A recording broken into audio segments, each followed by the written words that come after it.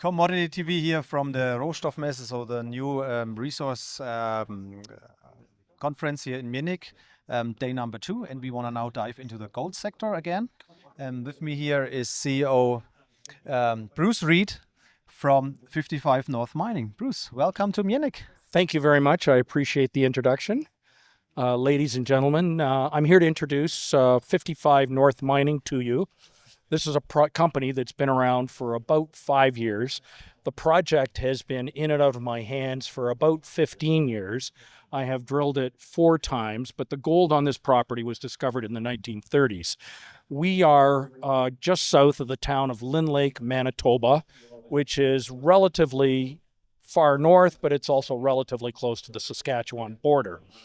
In a previous company called Carlisle Goldfields, I sold a major project to Alamos Gold, and that involved about 5 million ounces at the time. They've since expanded it to about 15 million ounces, but they kicked this particular project, which is called The Last Hope. A lot of people have asked me to change the name, but I like that name, The Last Hope.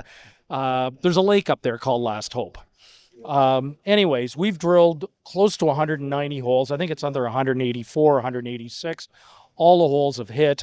We currently have a resource of about 400,000 ounces in a various stages of resource, and we're currently raising money to get back drilling in January.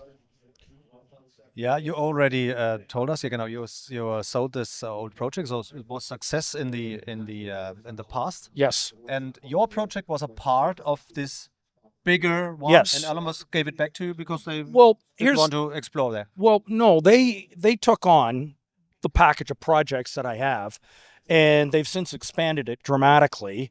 We kind of knew that they could. We just didn't have the money to keep going, but we gave it to them at about 5 million ounces. The Last Hope had about 25,000 ounces, and the difference between Last Hope and all the other properties was it will be an underground mine as opposed to the other ones, which are open pit, as well as that it had a balloon payment on it, which we are literally making the final balloon payment in 2 weeks. So Alamos didn't want to deal with those things. They let it go. I asked if they'd mind if I pick it up, and they said no. So I picked it up again in 2020 and drilled it for the 3rd and 4th time in the last 5 years. And in the meantime, Alamos has been working on their project. I sold it to them in 2016, and they've been working on it for about 8-9 years now. And they announced in January that they are going into production, spending just shy of $700 million on their project, building a 10,000 ton per day process plant, and it's going to be a 250,000 ounce producer. I'm very proud of that, as you can imagine. For sure, yeah. Yeah, it basically confirms what I always thought about the area. But interestingly enough, I now have one of the other projects within the area. It's road access.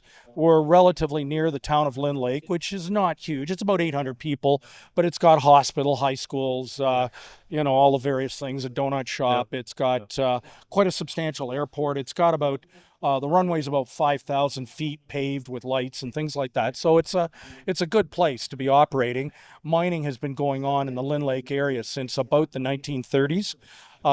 Anyways, it's a good place to operate, but I'm going to make 2 statements about my project relative to what's going on. And one is I've obviously built up a reasonable resource that I think I can expand. But first off, we all know that the price of gold has doubled in the last 2 years. That changes almost everything. But what really changes my situation, secondly, is Alamos is building this process plant. And I don't know too many other people that have, I'll explain why I think I've got access to their process plant. Yeah.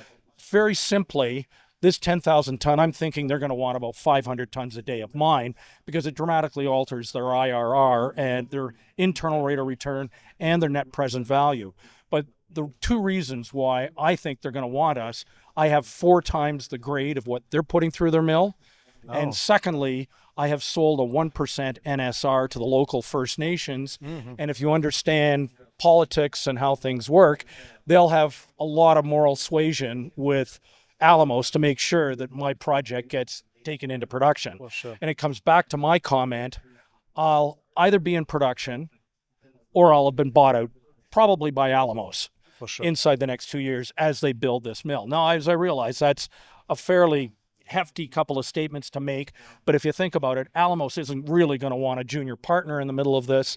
I'm not going to say I got lucky. I've been good at it, selling them the project, and then we're beefing up the secondary project, but then we did have the price of gold. And I don't know what most people within your viewership think. Most of us believe the price of gold is going to keep going. I mean, I'm not sure anybody can put their exact finger on why the price of gold has been rising, but it is, and we believe it'll keep going. And it's interesting, in the last 5 years, junior stocks have been badly ignored, which also brings around the comment that we're extremely good value right at the moment. Our market cap back in May was about $3 million. It's about $12 million today. But because I'm telling you I'll be in production, not at a great rate, 25, 30,000 ounces a year, 2 years from now, but my net present value at a 7% discount in Canadian dollars is close to $700 million. Now, companies don't trade at their net present value. Yeah. They trade at some discount to it, and I'm not sure what it is. But I have a market cap at $10 to $12 million, and I got a net present value of almost 700. That's really what's happened inside the junior gold market, but it's especially true with my situation because I can actually put a number to what it is I do. Okay, thank you very much, Bruce. It's Thank you very much. interesting. Let me just repeat, if you want, I just sort of repeat it again. I've got a decent gold project with close to 400,000 in the ground. Alamos is building a mill 20 kilometers north of me. I believe I'll be able to toll through it. Either that or they're just going to buy me out. And thirdly, price of gold's gone through the roof. And nobody can, walk away from that. Okay. Thank you very much for your time. All I the best. appreciate it. All the best for the project and for the special situation. And then let's have an update next year at PDAC maybe. Absolutely. I'll be there. Thank you very much. Yes. Yeah, that was Bruce Reid, CEO of 55 North Mining. You heard it. It's a very special situation here in the northern part of Manitoba. Alamos is the next neighbor. They are building a new mine. And yeah, Bruce will hopefully get bought out or can make some toll milling there. So I would say check out this company and bye-bye from Munich.